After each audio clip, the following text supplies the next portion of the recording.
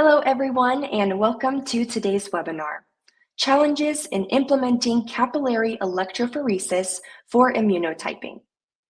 I am Kaylee Bach of LabRoots, and I'll be your moderator for today's event.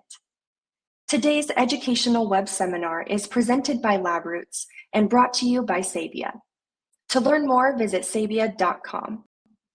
We encourage you to participate today by submitting any questions you may have during the presentation. To do so, simply type them into the Ask a Question box and click Send. We'll answer as many questions as we have time for at the end of the presentation.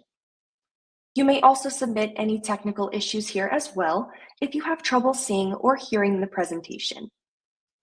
And with that, I'd like to now welcome our speaker, Dr. Jack Maggiore, Medical Director, Regional Core Laboratory and Point of Care Testing, Assistant Professor, Pathology and Laboratory Medicine, Loyola University Medical Center. Dr. Maggiore, you may now begin your presentation.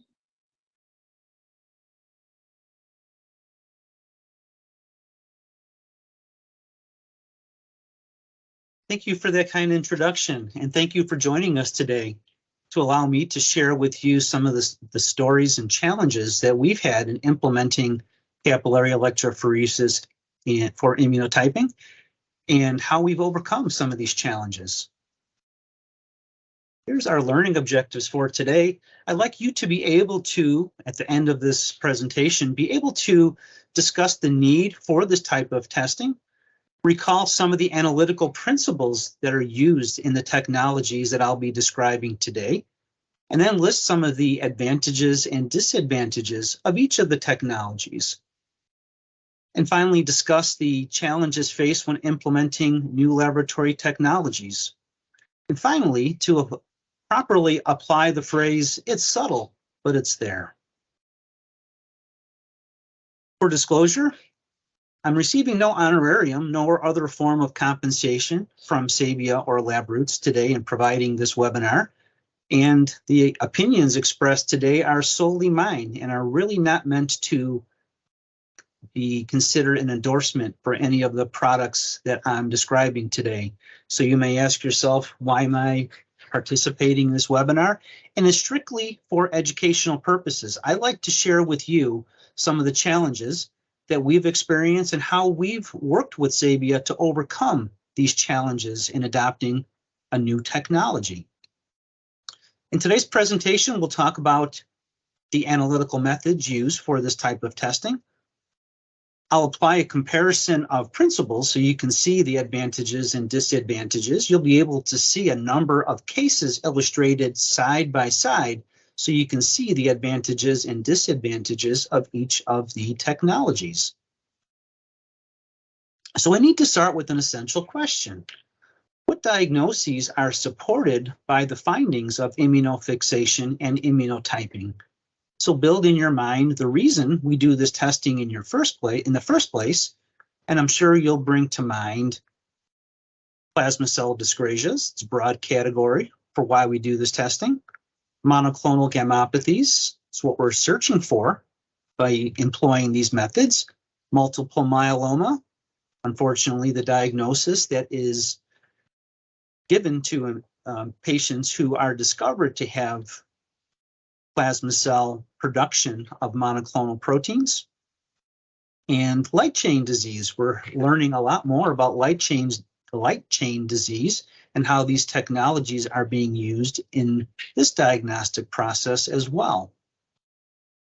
I'd like to start with looking at a celebrity with multiple myeloma. And I'm always asked, why do I use celebrities whenever I'm doing a presentation? Well, first of all, celebrities help to humanize the disease process. We look at numbers, we look at figures, we look at patterns, we look at cells, but we don't always remember that we're dealing with patients and we're dealing with patient lives. So putting a face to a disease is helpful. Celebrities also help to bring additional awareness, education sometimes, and important funding to understanding more about a disease process and how to implement cures. Okay, so here's a celebrity, and I'm going to go through some quotes. So if you're playing at home, see how many clues it takes for you to get this celebrity.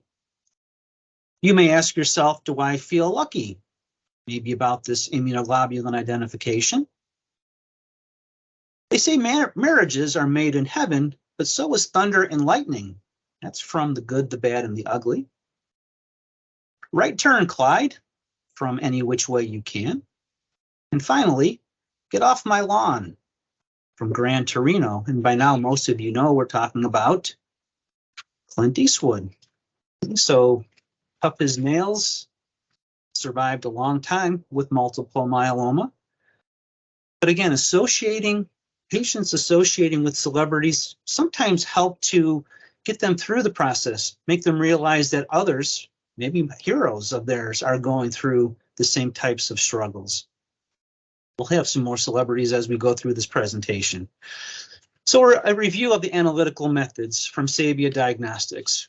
We perform protein electrophoresis and immunotyping by immunofixation and immunosubtraction. Shown at the upper right here is the Hydrosys hydrogel. It uses agarose gel electrophoresis for serum protein electrophoresis and immunofixation. In the lower right, you see the Capillaris 3 Terra. It employs capillary electrophoresis technologies to allow for serum protein electrophoresis and immunosubtraction. Slightly different principle than immunofixation. Here's an example of a hydrogel serum protein electrophoresis. This is available in 30 well or 54 sample well formats. This could be used for serum, urine, and cerebrospinal fluid. It's an agarose gel platform. It's run in an agarose buffer with a pH of approximately 8.5. Requires a small sample volume, about 10 microliters. It's run at a relatively low voltage to achieve the separation that you see. Most anodally, you'll see albumin followed by the globulins, alpha 1, alpha 2, beta 1, beta 2. These are the restricted bands that you see for the physiological globulins. And finally, the gamma region, nice polyclonal, somewhat symmetrical, more of a feather type of appearance. And you'll see a few restricted bands included here in this example. Here's where the sample is applied, where indicated. And there's migration that occurs toward the anode or toward the cathode, depending on the properties of the protein. After the separation, the gel is dried. It's fixed and stained with amido black dye, which gives this deep bluish appearance of the proteins. And the interpretation of the results depends on the qualitative visual inspection of the gel. Just as I previously pointed out, we see restricted bands here in lane 2 and lane 10. These are abnormal findings that need to be investigated. And the proteins in these various zones are quantitated by densitometry. Moving on to immunofixation electrophoresis using the hydrogel. Here, the same sample is applied to all 6 lanes, and shown here is a 3x3 gel platforms. After electrophoresis, the gel is dried. And the interpretation of the results, again, is primarily based on the qualitative visual inspection of the gel. So let's look at some examples that I've highlighted here. Remember, the same sample is applied to all 6 lanes.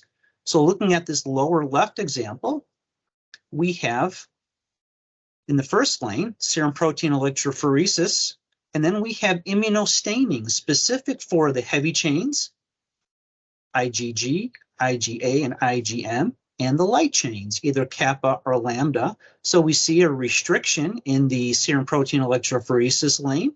And as we move horizontal from that restriction, we see that there's also a restricted band in the presence of IgG and also in lambda. So we identify this restricted band as an IgG lambda. These can get more complicated, having several monoclonal proteins at times. So here we have an IgA lambda and also an IgG kappa. So this is just meant to illustrate how we use immunofixation electrophoresis and the specific immunostaining to identify the construct of a monoclonal protein. So something else to keep in mind, the acid violet stain is 20 times more sensitive than amido black. So we have a tendency to see more proteins or better resolution of the proteins using the hydrogel immunofixation with the acid violet staining.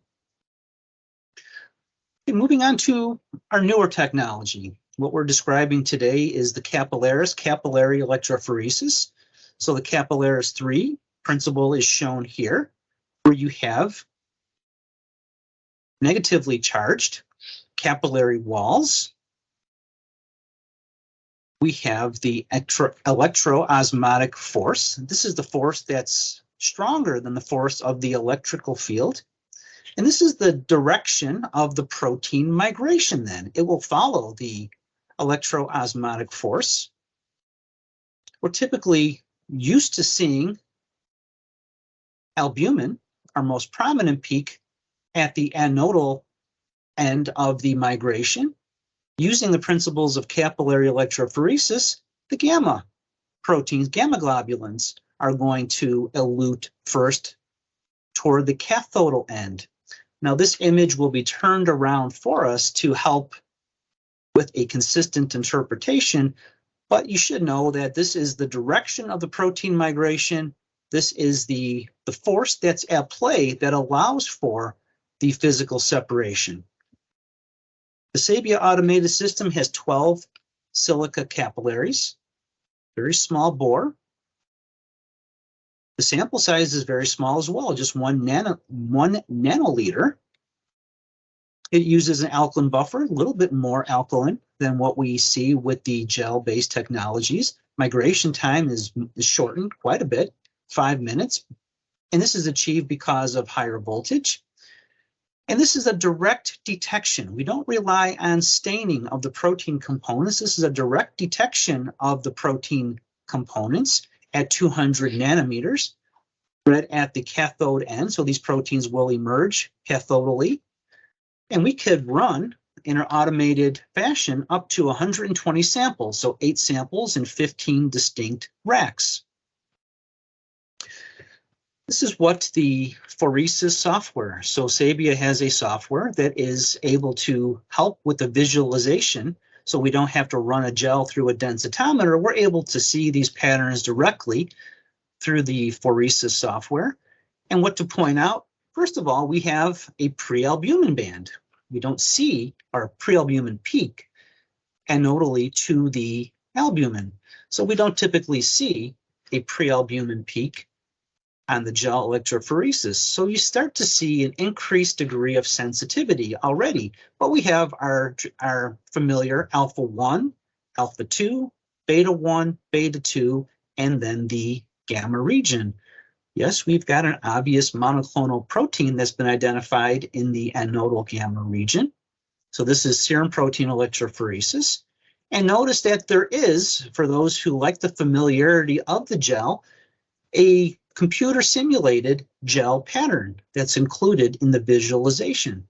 So here's our monoclonal peak, and here is the band that would be analogous to this peak in the anodal gamma region. Moving on to the immunotyping. Okay, so this is different from immunofixation because we're not fixing and we're not staining. Immunotyping has 6 automatically or 6 simultaneously run injections through the capillaries. The first is the electrophoresis. Okay, so this is the same pattern that you saw with the electrophoresis run. And you see here, it's a yellow background. So this are yellow tracing. So this is going to serve as our background for each of the other capillaries.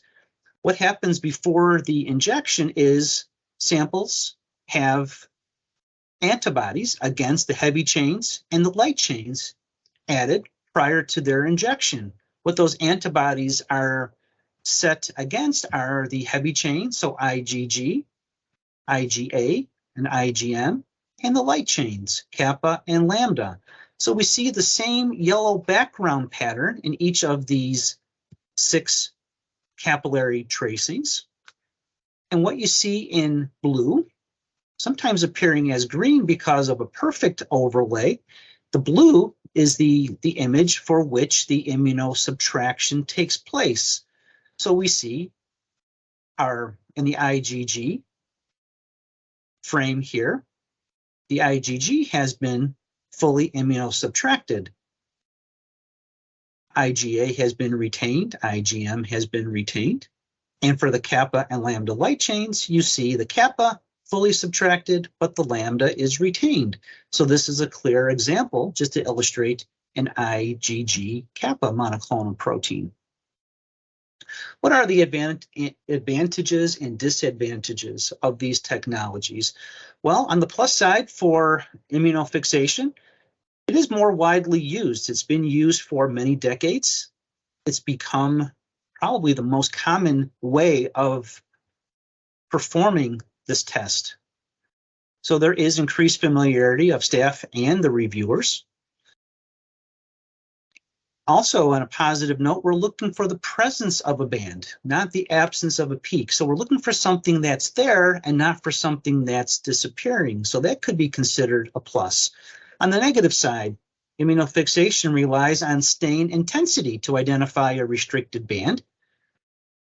Also, a limitation of the immunofixation electrophoresis is we do not have the ability to differentiate between the beta 1 and beta 2 globulins. So it's not a high resolution of the beta region, beta globulin region. Another disadvantage is the physical storage requirement to physically store the gels after the testing is performed and then to retrieve them on demand or upon request. We also cannot differentiate between multiple light chains that may co-migrate with a heavy chain. So I'll illustrate one of the problems associated with this type of finding. Probably the main disadvantage is the manual processing, the hands-on time required for immunofixation electrophoresis. Sensitivity is also identified as a disadvantage. It's a dilution-dependent process. So if we have to dilute our sample because of high protein content, we may miss some of the components that are present as monoclonal proteins in low concentration. And this is highly technique dependent. As reviewers, we have a tendency to recognize who's performed the run for today when it comes to gels because the techniques related to application, blotting, handling really are reflective of the appearance of the gel patterns. So highly manual and highly technique dependent. Moving to capillary immunosubtraction electrophoresis. This has been shown to be much more reproducible. From run to run, we see almost the same pattern, even from day to day, so much more highly reproducible. This measures protein concentration and not stain intensity. So this is a direct measurement of the proteins of interest. We have digital storage of electropherograms, so no more clunky gel storage in file cabinets or card catalogs. We do have the ability to see the immunofixation the same as we see our high-resolution protein electrophoresis. We're able to differentiate the beta 1 and beta 2 globulins, which becomes important for identifying those killer bees, the IgA, and sometimes IgM proteins that have a tendency to migrate in the beta 2 region. So there's better differentiation of light chains when they are co-migrating. So I'll illustrate this. This is much more fully automated. So we've got a way to reduce the hands-on time and also reduce the skill level associated with the specialty of performing electrophoresis. So we're becoming much more highly automated and much less hands-on time required, which is a major advantage these days with our current staffing shortages. It's also much less technique dependent, which goes along with the reproducibility. Some of the disadvantages, it may be more subjective for peak subtraction. So we're looking for the subtraction of a peak, which in low concentrations may become difficult. And at least early on in the adoption process, there's a decreased consensus among reviewers, which is able to be overcome with familiarity, additional training, and just going through challenging cases, working with technical support from Sabia. They're able to help us resolve some of the discordant or lack of consensus observations that are made during the interpretation. A very important article, and I have to congratulate Dr. Thorin and her colleagues at Memorial Sloan Kettering for having this article in the Journal of Applied Laboratory Medicine in 2021, where equivalence was declared between immunofixation and immunotyping. It really is a moment of declaration that we as scientists turn to experts in the field like this to say, maybe it's time to move toward this technology. Okay, but as I look through this article, maybe not so fast. So just to explain some of the agreement challenges that were experienced by this expert team. So I have the question mark here, equivalence declared. Well, you see, we've got excellent positive agreement, 98%. I'm saying we as if I was part of this group and I wasn't, but what was published here was 98% positive agreement with a monoclonal protein spike identification. So this shows that the two technologies are able to, with great equivalence, detect the presence of a monoclonal protein spike. Look at some of the specific monoclonal bands in the positive agreement, and you see some problems when it comes to the free kappa and free lambda monoclonal peaks that are light chains. Okay, so only 20% agreement, 29% agreement for free kappa, free lambda, respectively. But we have to keep in mind, these were very low concentrations. So the challenge was put to the team, and they show that in very low concentrations, the immunotyping is able to, with better sensitivity, identify these low concentrations. So where there is discordance, it's in favor of the immunotyping, being able to pick up previously missed or possibly borderline or questionable findings that were encountered during immunofixation. But again, I really have to compliment this group in the work that they've done in publishing these findings and instilling confidence in those of us who were tentative or maybe not so ready to take this leap to adopt the new technologies. Okay, time for another celebrity with a multiple myeloma. Here's our clues. He was Detective Sonny Grosso in The French Connection back in 1971, famous movie. He played Bob Fosse in All That Jazz in 1979, so went from detective to choreographer. He starred in the 2001 A Space Odyssey sequel, 2010, The Year We Make Contact, and maybe what he's most famous for, his most quoted line is, "You're going to need a bigger boat," from Jaws in 1975. So I'm sure you called to mind Roy Scheider. Unfortunately, we lost Roy Scheider to multiple myeloma, and it was later disclosed that that line, "You're going to need a bigger boat," was improvised, but still kept in the movie by Steven Spielberg. Okay, so let's go through some challenging cases, but first, one more fairly straightforward case. Here's our serum protein electrophoresis. We've got an obvious monoclonal protein in the mid-gamma region. Okay, so again, albumin, alpha-1, alpha-2, beta-1, beta-2, gamma region with an obvious monoclonal spike. Next, we have to identify what is the construct of this monoclonal protein. What are the heavy and light chains, heavy chains and light chains? So you see, again, reproduced in frame 1, serum protein electrophoresis is reproduced, showing our monoclonal protein. If you look at the gamma region, you see that the yellow spike remains, but what's been immunosubtracted, looking at the blue tracing, is IgG. So again, we have an IgG. Where does it go? So when the immunosubtraction occurs, It's taken out of our area of interpretation and brought in an area where we're not really trying to identify. So albumin alpha 1 region, this is where the weighted down monoclonal protein, so the antibody against IgG heavy chain, weighs down that protein, literally, and causes it to migrate slower. So this is toward the anodal end, and this is taken out of our area of interpretation, our area of interest. So this is what this blue background is in the albumin region. If you look at the IgA and IgM heavy chains, there is no immunosubtraction. So there's no IgA component of this monoclonal protein.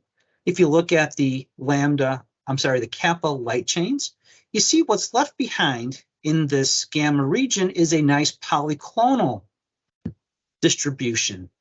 The peak, the yellow peak, is shown as a background, but what's been subtracted is the kappa light chain. And again, as it's removed, it's taken out of this area of interpretation and moved toward the albumin and alpha 1 region. Looking at the lambda region, you see that there is some subtraction, and this is the polyclonal lambda light chain subtraction, which is subtracted from this area under this peak, but it still retains the peak shape. So this is an important takeaway, is even though there's some subtraction, the peak shape is retained in the lambda immunosubtraction, meaning that lambda is not a component of this monoclonal protein. Again, we've got an IgG kappa monoclonal protein. So here's our monoclonal peak.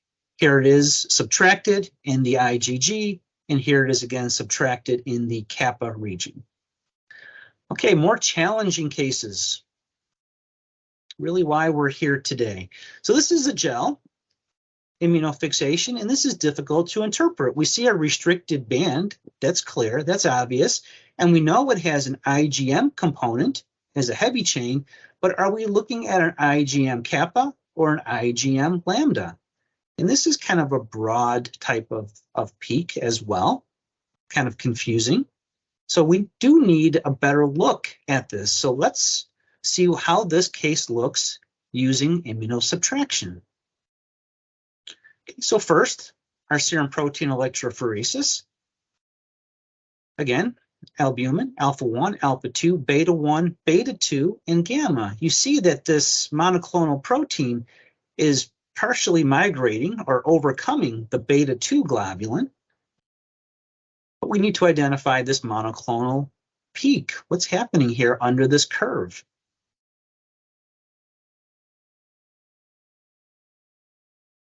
Okay, so what we first need to identify, as we're trained by Sabia, is let's look at the light chains first. The tendency is, and even in my previous example, jumping right to the heavy chains. Let's see what we're talking about in the heavy chains first. But we're trained to look at the light chains. Okay, so as we look at this region, you see that there is immunosubtraction of the kappa light chain. There's immunosubtraction of the lambda light chain, but it's occurring on opposite ends of this somewhat broader monoclonal protein.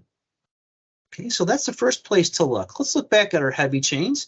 There's really no immunosubtraction for the IgG heavy chain, no immunosubtraction for the IgA heavy chain, but we do see full subtraction of the IgM heavy chain. What's left behind is a nice polyclonal gamma region, and we start to see our beta 2 globulins as well. So this is a full subtraction, but what's happening in these light chains? Why are they both being retained? Okay, so again, looking at the IgM, we see that there are, what's left behind are the beta 2 globulins and a polyclonal gamma region.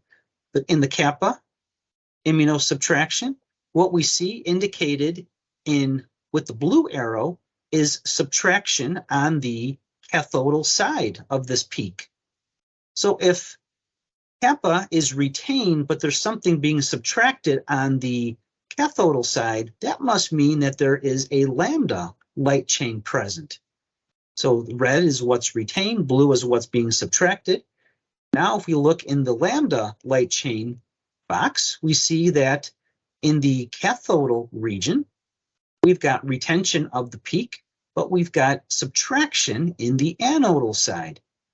So that must mean that there is a kappa light chain present as well. Okay, so this tells us that this is not one monoclonal protein, but two, both IgM, but an IgM kappa on the cathodal side and an IgM lambda on the anodal side. Okay, so just to better illustrate this, an anodal IgM lambda and a cathodal IgM kappa. So we look at the removal of the heavy chain, IgM, it's not IgG or IgA, and what is subtracted on the cathodal side, what is subtracted here is the lambda component, and on the anodal side, what is subtracted is the kappa component. So we have two light chains in this challenge, two monoclonal proteins of different light chain construct in this challenging example. Looking again at the gel, you can decide for yourself what gives you better differentiation. Do we clearly see two IgM components, IgM heavy chains? We do see a light chain for kappa and a light chain for lambda, but this is a judgment call, whether we're calling this two IgMs or an IgM kappa with a lambda light chain, or an IgM lambda with a kappa light chain, or two co-migrating IgM monoclonal proteins, one kappa and one lambda. So it's much better illustrated using the immunosubtraction. Okay, let's take a breath. Look at one more celebrity. Here's the clues. He had the brain of Abby Normal in Young Frankenstein, one of my favorite movies. Here's a piece of trivia. John Lennon was his best man at his wedding in 1977. He co-starred with Robert De Niro in Scorsese's Taxi Driver in 1976, and maybe is most famous for the character he created, Frank Barone, on Everybody Loves Raymond. Okay, so Peter Boyle is our celebrity, and unfortunately we lost Peter Boyle to multiple myeloma back in 2006. Moving on to another challenging case. So this is difficult to interpret. There's an IgA lambda, but is there an IgG kappa or lambda?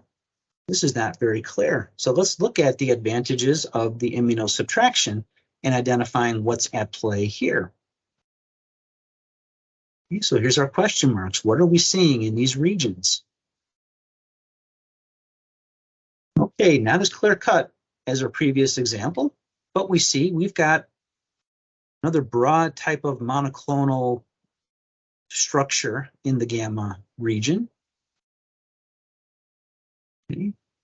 Again, the tendency is to want to look right at the heavy chains, but let's start with the light chains. Kappa, what we see here on the cathodal side is a reduction. So that must mean that there is a lambda component, but there's something retained here on the anodal side of this broad peak. So we start to think to ourselves, this is not just one, these are two proteins that are partially co-migrating. Let's look at our lambda. What's happening here is we see the retention of the shape on the cathodal side, but on the anodal side, we see a subtraction. Okay, so this must mean that there is a kappa component on the anodal side.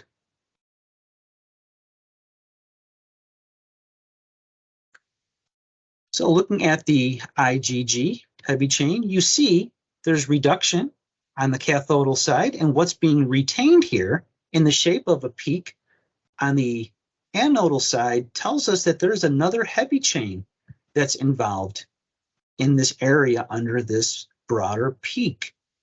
Okay, you look at where the subtraction is taking place.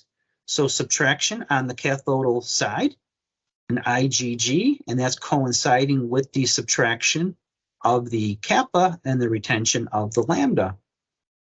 So IgG remains on the anodal side along with the lambda. Looking at IgA, here we see retention of most of the peak shape, but there is reduction on the anodal side. So this is a co-migrating peak of IgA with an IgG. What we have here, IgA is reduced along with lambda, so we have an IgA lambda shown as the red arrow, and an IgG kappa shown here with the red arrow. To look at IgM, just to make sure there's no involvement here, you see no immunosubtraction, no reduction. So in summary, again, more challenging case, but we do see these from time to time. You see the difficulty in the gel. You see the difficulty in having to look systematically at the areas of immunosubtraction. So we've got removal of IgG on the cathodal side, along with removal of kappa. On the anodal side, we have removal of IgA along with lambda. So we've got an IgG kappa, green arrows, and an IgA lambda, the orange arrows. And again, looking back at the gel, maybe the IgA lambda is more easy to interpret, more apparent by looking at this gel, but we have lots of question marks what's happening in this IgG and kappa region. Okay, break for another celebrity. He's an American statesman, or was an American statesman, diplomat, and four-star general. We don't really use that term statesman much these days. He rose to fame in Operation Desert Storm. 2003, he raised awareness about anthrax and biological warfare agents. And he was our 65th U.S. Secretary of State. And of course, we're talking about General Colin Powell. We lost General Powell to multiple myeloma and complications of COVID in 2021. One more challenging case.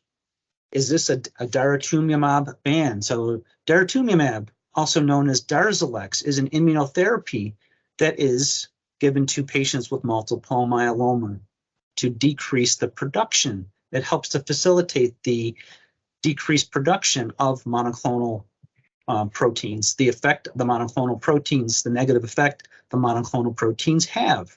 So this is a patient who was populated on our Darzalex list by our pharmacy. So we knew that this patient was on Darzalex, and this is where we typically see our Darzalex band in the cathodal gamma region in protein electrophoresis.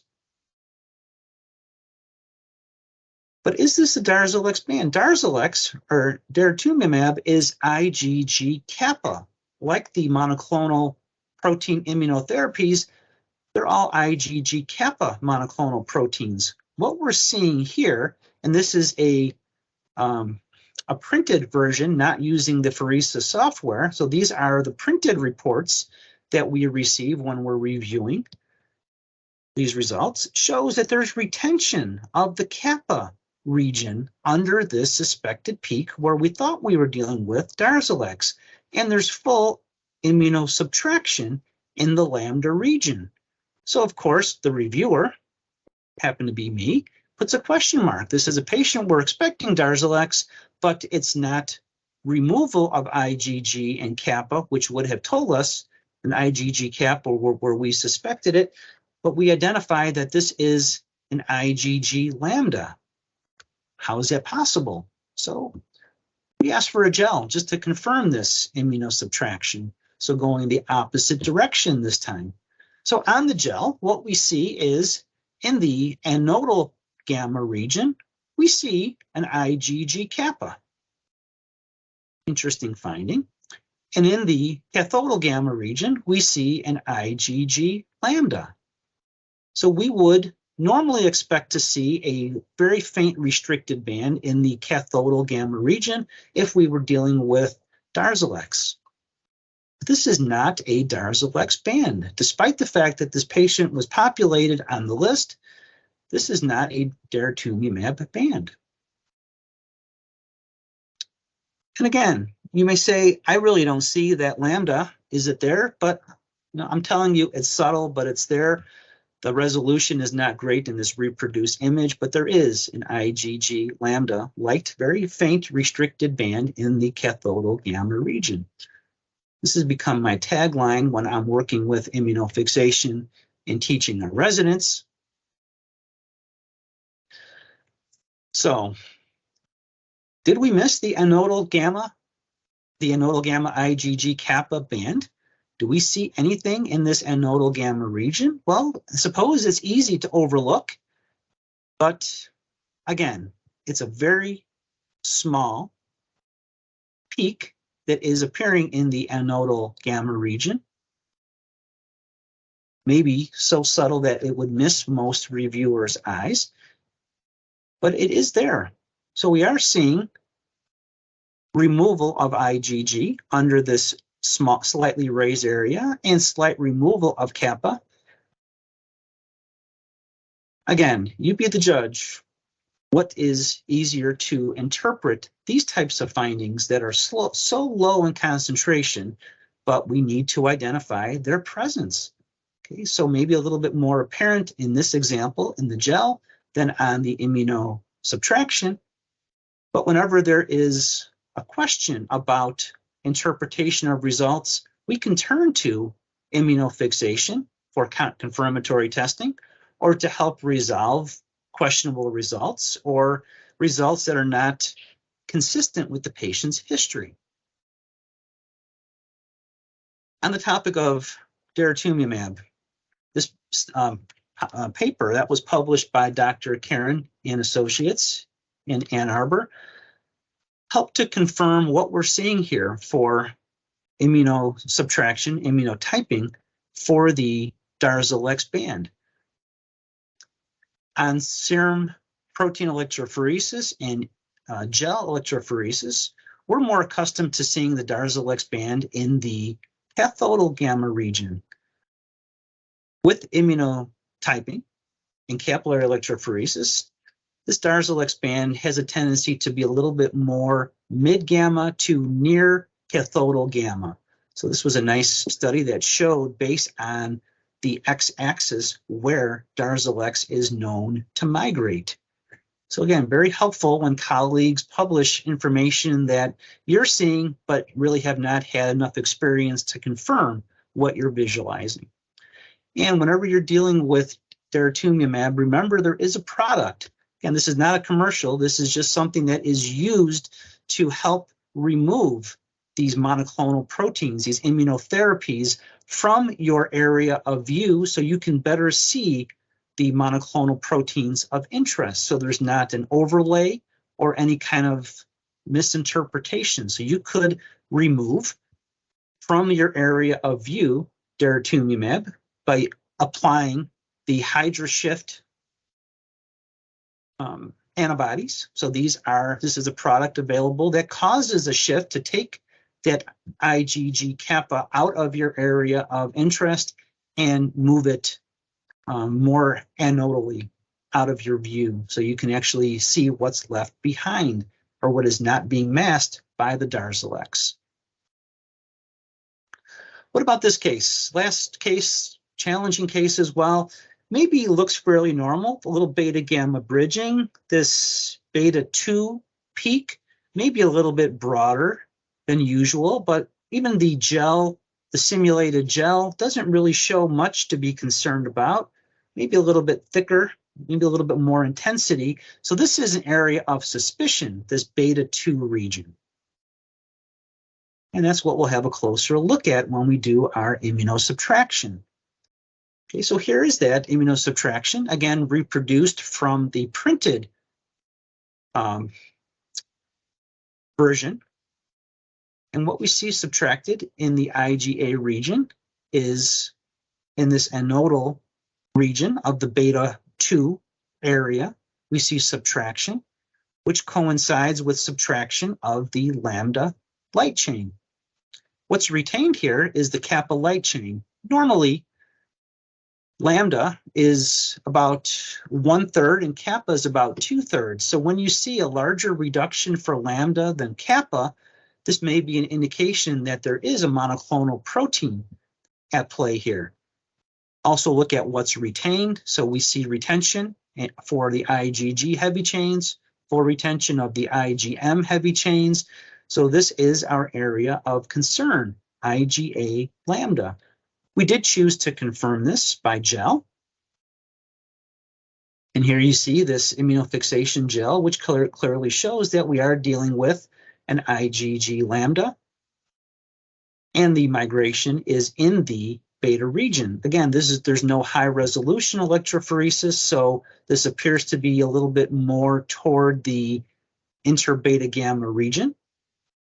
Okay, so again, you see the advantage of the immunosubtraction, being able to identify the beta 1 and beta 2 physiological proteins, globulins, and where subtraction occurs, what is left behind is the normal beta 2 globulins. Okay.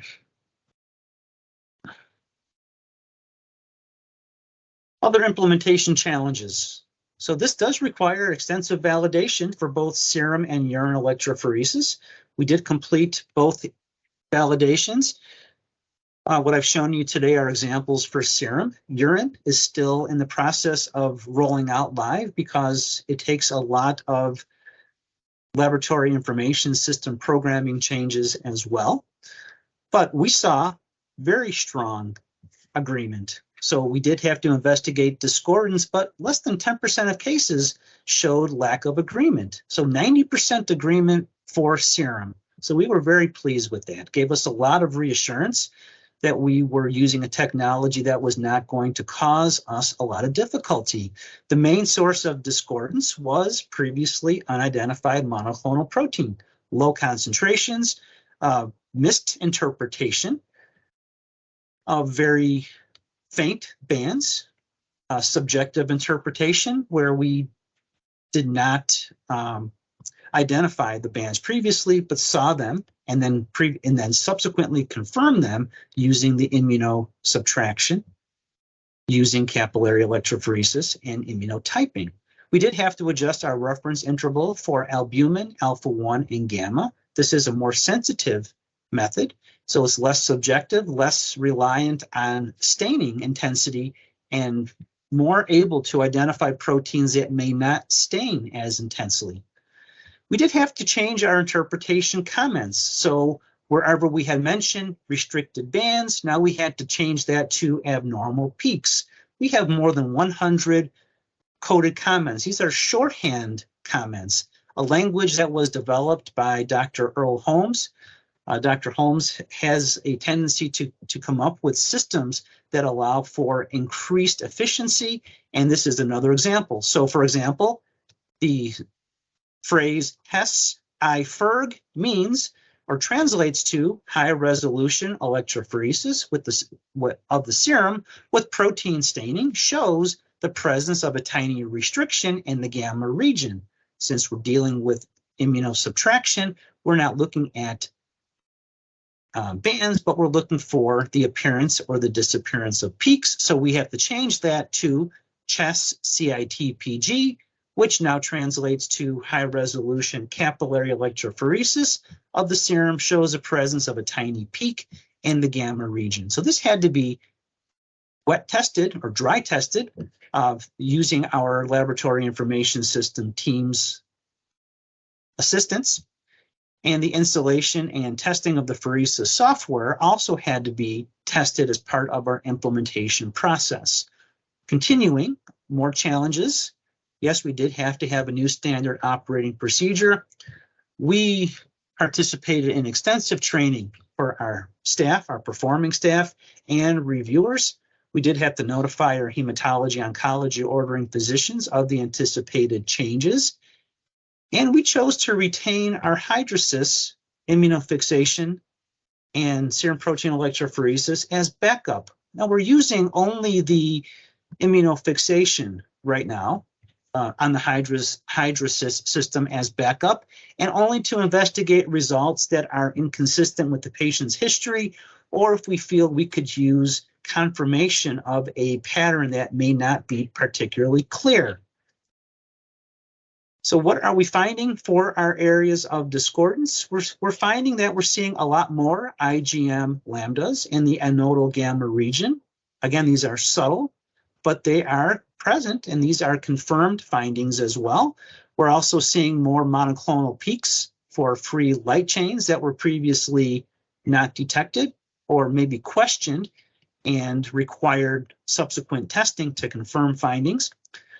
But the goal here for the need for confirmatory testing is 10%. So we would like to say that 90% of our immunosubtraction, immunotyping using capillary electrophoresis will not require confirmatory testing or subsequent testing by gel. And we're currently at 15 to 20% after 1 year after go live. So we're getting there. And with additional training and help technical support from Sabia to help understand some of the questionable findings, or maybe to add some clarity, we're reducing the need for the gel testing, but retain it nonetheless for this purpose. Other celebrities with multiple myeloma, other notables, Sam Walton, Ann Landers, advice columnist, former vice presidential candidate Geraldine Ferraro, Tom Brokaw, Hayden Rourke from I Dream of Jeannie, Caroline McWilliams from Benson. So these celebrities, some of them are very forward, very open with their struggle, and that does help to raise awareness and funding.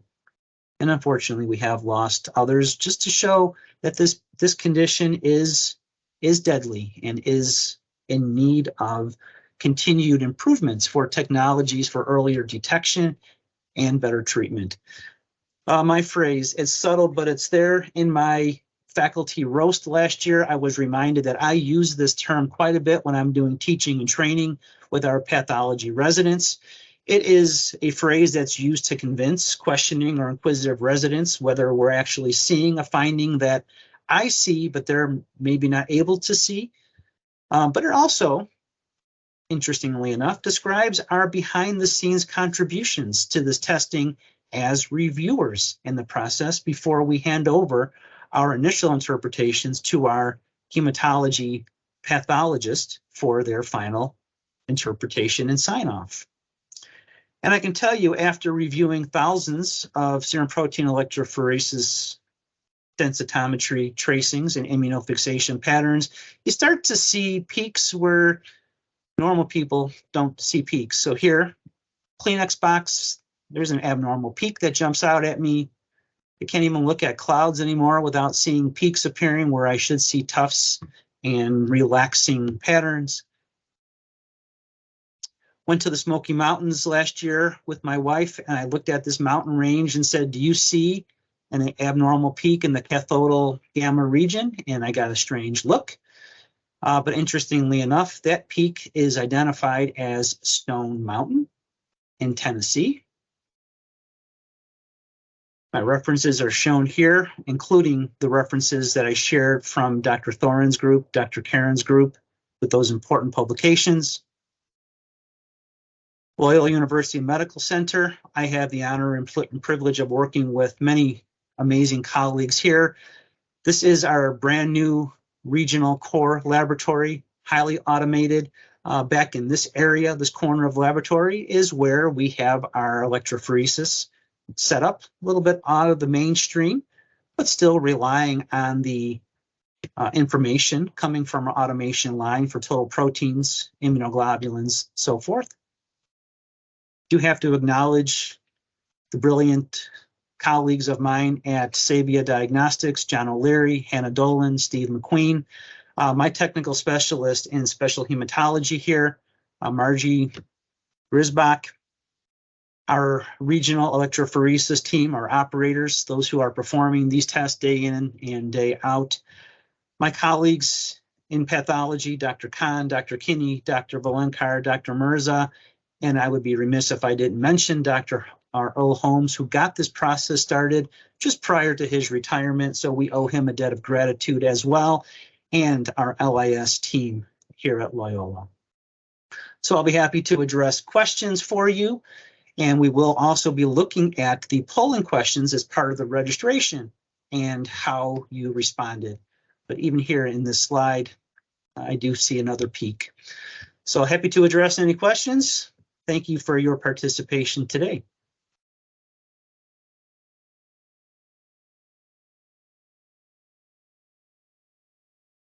Thank you, Dr. Maggiore, for your informative presentation. We will now start the live Q&A portion of the webinar. If you have a question you'd like to ask, please do so now. Just click on the Ask a Question box located on the far left of your screen. We'll answer as many of your questions as we have time for. All right, so let's get started. Our first question here asks, can you describe the training for reviewers that was provided by Sabia application specialists? I would characterize the training as extensive and continuous. So there are a number of library courses available on the Media Lab format, recorded by specialist Dr. Matthew Wagner. It takes us through not only the immunofixation, but also the immunosubtraction principles, and walks us through the interpretive process as reviewers, how to look at some of these challenging findings. So that's one source that we also use in our training of pathology residents and fellows. We also have the ability of the Sabia team to come on site and work with the reviewers, going through the library of challenging cases in PowerPoint format, but also to have the team work with the Sabia specialist looking at our particular challenges that we've encountered, maybe during our validation process, maybe on an ongoing basis in interpreting results. And the technical support team is available, and they do get back to you within 24 hours if we have any challenges to our interpretations that we would like to escalate to a team that's a little bit more familiar with these types of findings. Wonderful, thank you. I have another question for you here. This one asks, what method validation studies are required for SPE and IT on the Capillary 3s? I'm glad someone brought that up because I really didn't go into detail during my presentation, but we need to, first of all, assess the reproducibility, the precision when it comes to the measurement or the estimation of the area under the curve of the albumin and the globulin protein. So we need to look at the reproducibility at various concentrations. So precision is part of the validation, as well as looking at the reference interval. So we have to look at healthy ambulatory patients and how the reference intervals for albumin and the globulin fractions compare to what we currently have established. So is there a need for two separate reference intervals? Is there a way to look at transferring the reference interval? We did have to adjust, as I indicated, albumin and alpha-1 and the gamma components during our method validation. And finally, extensive comparison testing. We looked at between 80 and 100 patients with a monoclonal protein present and another 40 or so with no monoclonal protein present, and assessed for agreement. And where we saw discordance, did a thorough investigation as to what the cause of the discordance was. Great. We have some great questions coming in from our audience, and we have time for just a few more here. Now I have this next question that asks, have you retained the IFE gel-based testing And if yes, what is the main reason you retain this testing? I'm glad this was asked because I do want to emphasize this is not a technology. The gel-based testing is not a technology we are looking to phase out. We're looking, and we have decided to retain this to assist us in the interpretation of results that are called into question, maybe not so clear, especially in the proteins with very low concentrations. We're not so sure of the degree of subtraction because there's really not obvious peaks there to begin with. So we like to look at this using the gel-based methods as well. And I think I indicated we're at about 15 to 20% right now of our immunotyping where we start, followed up with the immunofixation gels. And we'd like to get that down to 10%, but this is going to vary by site based on your population mix and how many patients are being screened for monoclonal proteins. Great. Another question here asks, have you seen an increase or decrease in detection of monoclonal proteins since your transition to the Capillary 3? Yeah, and this was a concern of ours as well. What's going to happen when we implement this testing? So we've kept an eye on this, and we have noticed that we are seeing an increase. So due to the increased sensitivity of the immunotyping, the immunosubtraction, and the capillary principles, we are seeing an increase in positivity. This is leading to more diagnoses of monoclonal gammopathy of undetermined significance, this MGUS category, which is causing a more watchful wait type of episode for a number of patients.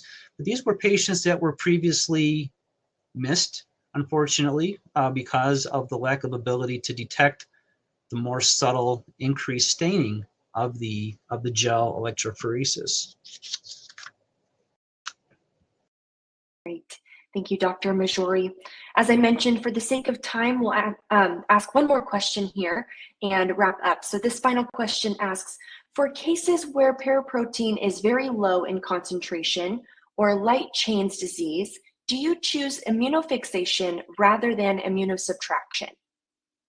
We start with immunosubtraction in all cases, and we are challenged with the low concentration of the protein, low total concentration of the protein. We could apply what's called a hypogamma dilution for these samples. In other words, take a more concentrated look at the proteins to see what are initially visualized and then what become immunosubtracted.